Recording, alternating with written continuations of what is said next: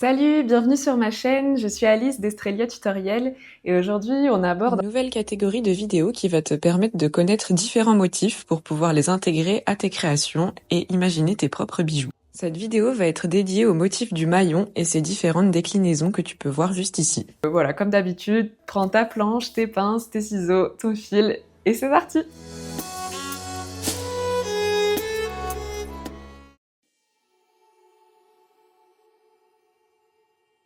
Pour réaliser la forme du maillon, tu vas avoir besoin de 4 fils. Tu peux faire comme moi et les prendre de couleurs différentes pour bien différencier quel fil fait quoi. Tu vas commencer par les fixer en haut de ta planche et on va débuter cette forme en prenant les 2 fils du milieu avec lesquels on va faire un nœud feston inversé. Tu as le guide dans ta main gauche et le fil tisseur au-dessus du guide dans ta main droite. Il va venir se poser sur ton doigt, faire le tour et ressortir dans l'espace entre les 2 fils. Tu tends bien ton guide, celui dans ta main gauche, et tu tires jusqu'en haut. Et on recommence. Tu poses sur ton doigt, tu fais le tour, tu sors dans l'espace entre les 2 fils, tu tends ton guide et tu serres ton nœud. Maintenant, on va prendre le fil violet qui est à gauche et on va faire un nœud feston. Tu le passes sous ton doigt, tu fais le tour de ton doigt, tu passes dans l'espace entre les 2 fils, tu tends le guide, le blanc, et tu tires jusqu'en haut pour enrouler le fil violet autour. Là, tu refais la même chose, tu passes sous ton doigt, tu fais le tour, tu passes dans l'espace entre les 2 fils et tu tires. Notre premier nœud feston est fait et on va faire la même chose de l'autre côté. Tu prends le fil blanc dans ta main droite et tu fais un nœud feston avec le fil violet.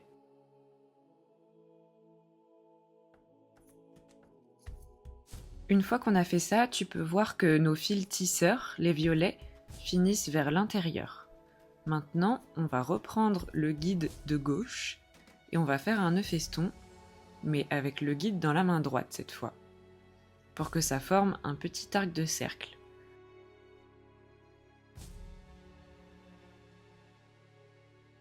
Voilà ce que tu es censé obtenir à cette étape. On va faire la même chose à droite. Tu prends le guide dans ta main gauche et tu fais un nœud feston avec le fil violet.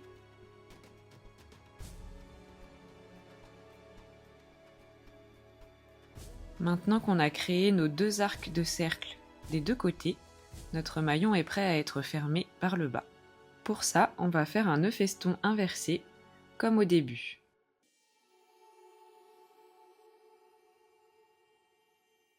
Et voilà ce que ça donne une fois le maillon terminé. On va recommencer une fois ensemble pour que tu comprennes bien comment ça fonctionne. Tu prends le guide dans ta main gauche, tu fais un premier nœud feston.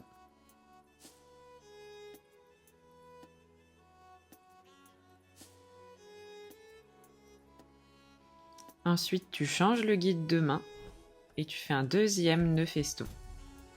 C'est le fait de changer le sens du guide qui va créer ce petit arc de cercle. Tu fais la même chose de l'autre côté, le guide dans la main droite, tu fais un nœud feston.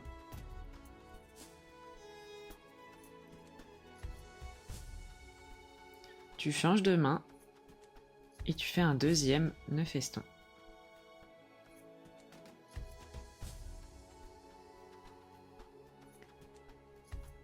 Et enfin, pour fermer le maillon, tu fais un nœud feston inversé qui termine bien la forme au centre.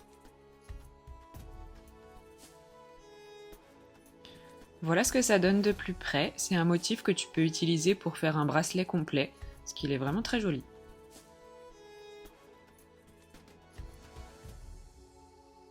Comme tu l'auras remarqué sur l'image d'intro, le maillon torsadé c'est presque le même que le maillon classique, mais il y a un nœud qui va changer et qui permet de donner cet effet de fil qui continue et qui torsade dans le motif. Donc on va commencer par prendre le fil tout à gauche comme guide et on fait une ligne de nœud feston avec les 3 fils suivants. Donc là j'en suis au 3e. Et une fois que c'est fait, on va prendre les 2 fils qui sont à gauche. On va prendre celui le plus à l'intérieur comme guide et on fait un nœud feston.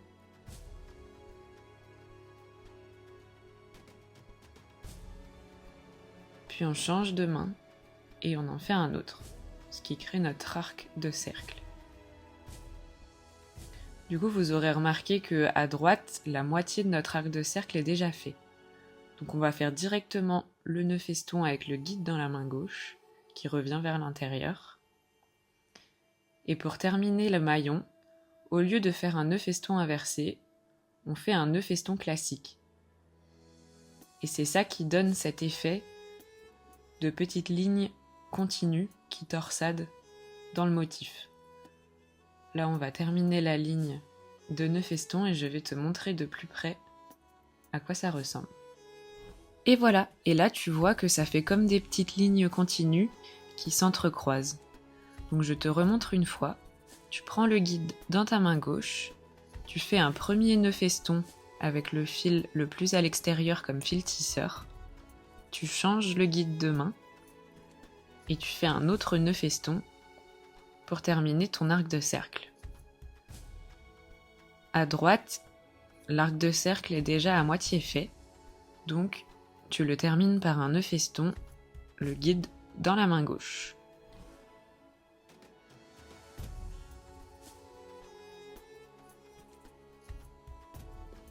Et pour fermer ton maillon, tu prends le guide dans ta main droite et tu fais un nœud feston classique.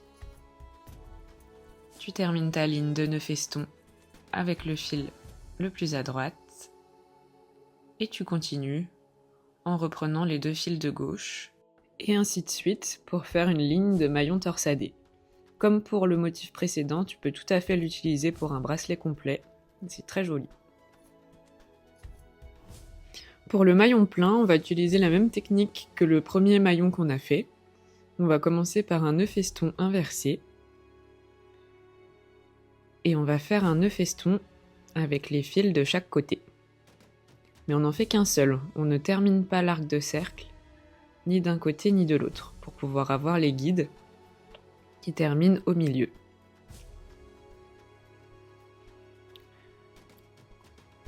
Une fois que ces deux nœuds festons là sont faits et que nos guides sont au milieu, on va les prendre et on va faire un nœud feston inversé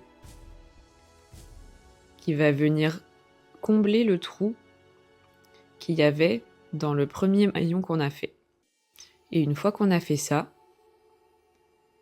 on va venir reprendre nos guides et terminer nos arcs de cercle pour pouvoir fermer notre maillon ensuite. Tu prends le guide de droite dans ta main gauche, tu fermes ton arc de cercle avec le fil tisseur qui vient du centre et ensuite tu fermes ton maillon avec un nœud feston inversé. Tu peux aussi associer cette technique au maillon torsadé et rajouter ce petit nœud feston inversé au milieu avant de refermer tes maillons. Je te remontre une fois comment on fait et ensuite je te montrerai de plus près ce que ça donne. Donc on commence par faire seulement la moitié de nos maillons. Avec les fils tisseurs qui se terminent à l'intérieur, on fait un nœud feston inversé. Et une fois qu'on a fait ça, on vient terminer nos arcs de cercle de chaque côté.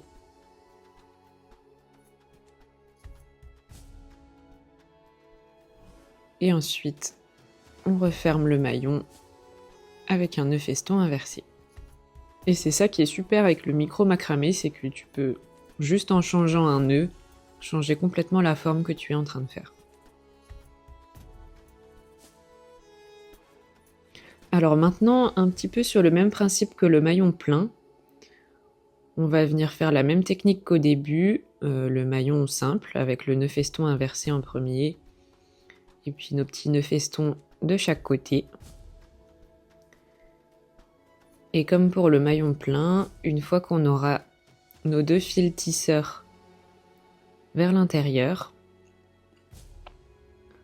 on va venir passer une petite perle. Alors dans la vidéo, j'ai utilisé une perle de 2 mm. Il faut vraiment que ce soit petit parce que le motif du maillon est assez petit. Donc la perle, on va la passer seulement sur un fil. Et ensuite, on va venir attacher ce fil au guide d'en face cette fois. C'est ça qui est un petit peu particulier avec ce motif. C'est que le fil tisseur, du coup, il va changer de côté. Là, le fil qui reste, il est libre en dessous, là, vous voyez. Mais c'est pas grave, il faut juste pas trop tirer dessus pour pas déformer le maillon. Donc une fois qu'il est posé, on tire pas plus. Et après, le deuxième, on peut serrer un peu plus fort. Et on termine le maillon avec un nœud feston inversé.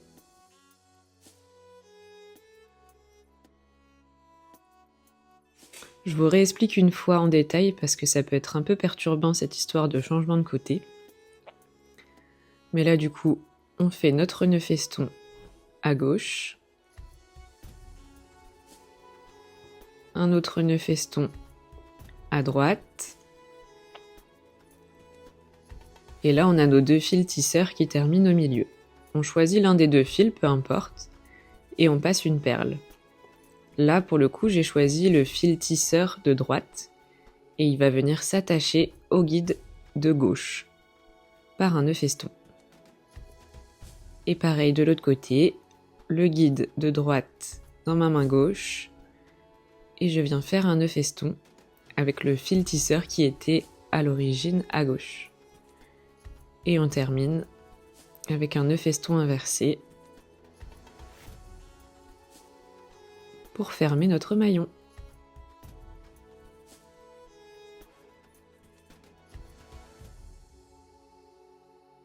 Alors, pour le maillon vague, ça va être presque la même chose que pour le maillon torsadé. On va commencer en prenant le fil de gauche comme guide, et on fait une ligne de nœud feston avec les 3 fils suivants. Le seul truc qui va changer par rapport au maillon torsadé, c'est qu'on va doubler la ligne de nœud feston. Donc une fois qu'on a fait notre ligne, on va venir terminer notre arc de cercle en changeant notre guide de main. Donc là, l'arc de cercle de droite, il sera fait. Et maintenant, on va faire celui de gauche. On prend le fil guide dans la main gauche et le fil tisseur vient faire un nœud feston.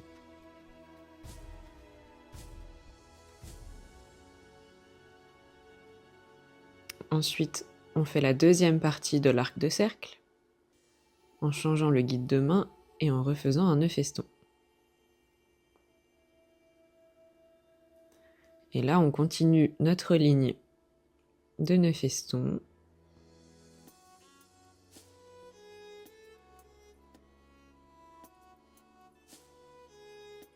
Jusqu'au bout.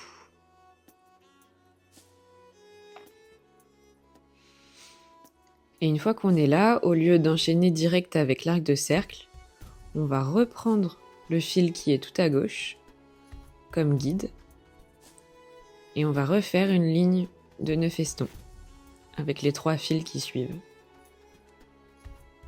Donc, un petit nœud feston avec le premier fil, la même chose avec le deuxième et la même chose avec le troisième.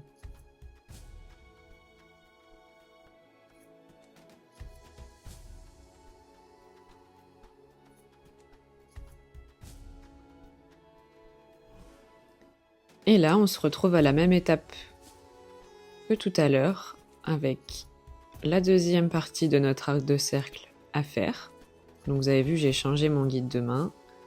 Je fais ma deuxième partie d'arc de cercle. Et après, je viens à gauche faire mon arc de cercle.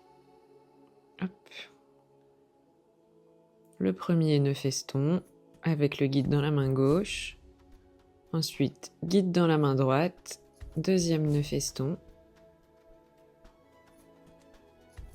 On ferme notre maillon avec un nœud feston. Et on refait encore un nœud feston avec le troisième fil. Et avant d'enchaîner sur la suite, on refait une ligne de nœud feston en prenant le fil de gauche comme guide.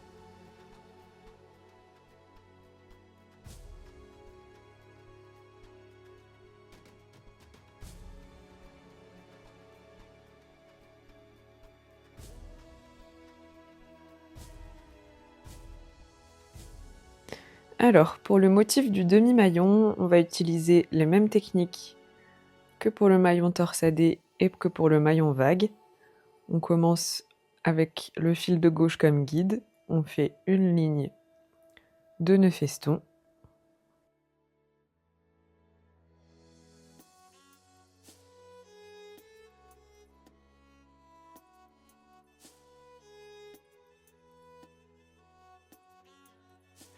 On termine notre premier arc de cercle en changeant le guide de main et en faisant un nœud feston. Ensuite, on vient à gauche faire le deuxième arc de cercle. Le premier nœud feston avec le guide dans la main gauche, puis le guide passe à droite et on refait un nœud feston. Et là, on va faire un nœud feston de nouveau, mais cette fois avec le guide dans la main gauche, ce qui va donner un effet un peu différent parce qu'on a l'impression que le motif est comme coupé en deux avec un demi-maillon de chaque côté, un grand et un petit. Je vais te montrer en zoomé ce que je veux dire, tu comprendras plus facilement. Et voilà, et on va continuer en prenant le fil de droite comme guide. On fait une ligne de nœud feston avec les 3 fils suivants.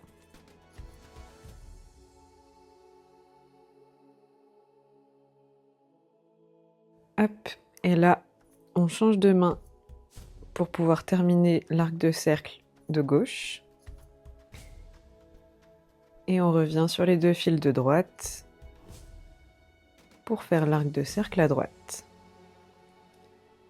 Donc, un nœud feston avec le guide dans la main droite, puis on change de main. On fait le deuxième nœud feston. Et là, c'est le moment où il faut faire attention à quel fil on choisit comme guide, parce que c'est le sens de ce nœud feston-là qui crée la forme. Et donc nous, comme on veut que ce soit la ligne de gauche qui continue, on va prendre le fil de gauche comme guide. C'est pas forcément facile à expliquer comme ça, mais tu verras en essayant et en faisant, tu comprendras le mécanisme du sens des nœuds festons et des différentes formes qui se créent selon le guide qu'on choisit.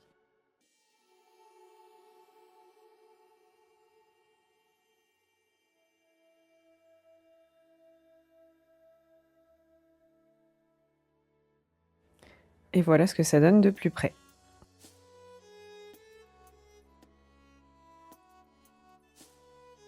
Pour le dernier motif de cette vidéo, j'ai choisi quelque chose d'un peu plus compliqué, avec 8 fils, mais avec tout ce qu'on vient de voir, normalement, tu es capable de le faire. On va séparer nos fils en 2 groupes de 4, et on va d'abord s'occuper de ceux de droite. On va venir faire un maillon simple, comme le tout premier qu'on a vu dans cette vidéo.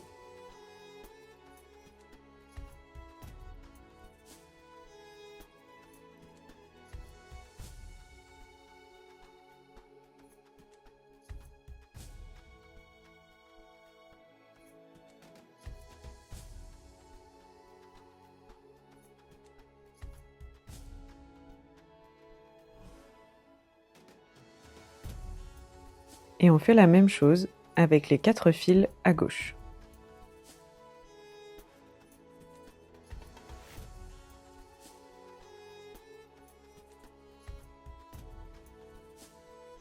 Une fois que nos 2 maillons simples sont faits, on va prendre les 4 fils au milieu et venir réunir les 2 maillons grâce à un nouveau maillon.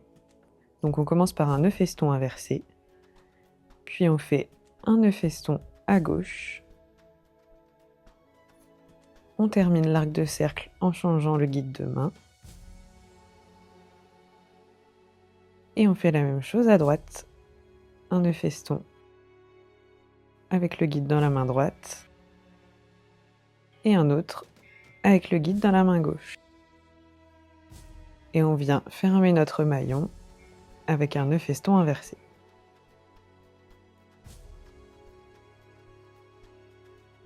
Et voilà ce que tu es censé obtenir à cette étape. On a 3 petits maillons collés. Maintenant, on va s'occuper de la partie droite, où on va venir faire juste une moitié de maillon avant de la réunir avec le maillon qui est au milieu. Donc on fait notre premier nœud feston, on change le guide de main, deuxième nœud feston pour créer l'arc de cercle, et là, on va utiliser les 2 fils suivants pour relier les deux parties, avec des nœuds festons. On garde le guide dans la main gauche et on fait des nœuds festons avec les fils jusqu'au milieu.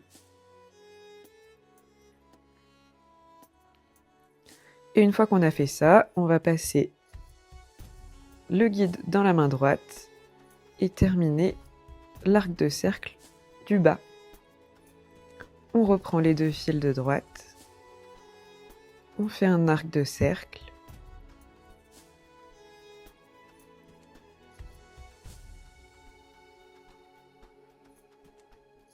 et on vient le refermer avec un nœud feston inversé. Et on va venir faire la même chose à gauche. On prend les deux fils de gauche tout en haut. On fait seulement un arc de cercle, une moitié de maillon. Donc guide dans la main gauche, nœud feston. Ensuite, on change le guide de main. On refait un nœud feston. Et après, on prend les fils dans l'ordre. Donc le fil suivant, on fait un nœud feston. Avec le fil d'après également.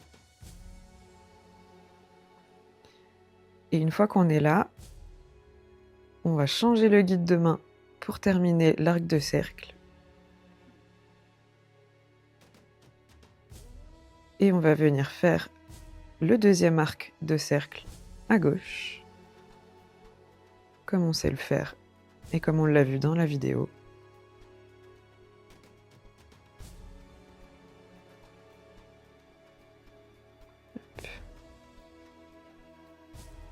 On termine par un nœud feston inversé.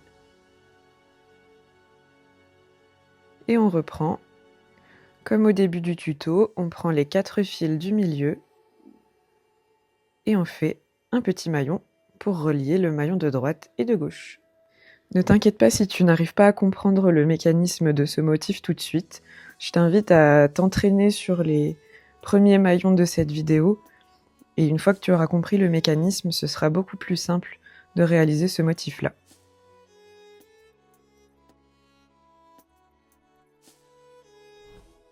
Voilà, cette vidéo est terminée, j'espère que ça t'a plu. Si c'est le cas, n'hésite pas à liker et à commenter. Tu peux aussi t'abonner pour ne pas rater les prochains tutos et me rejoindre sur les réseaux sociaux estrelia.creation. Et je te dis à bientôt pour de nouveaux tutos. Ciao!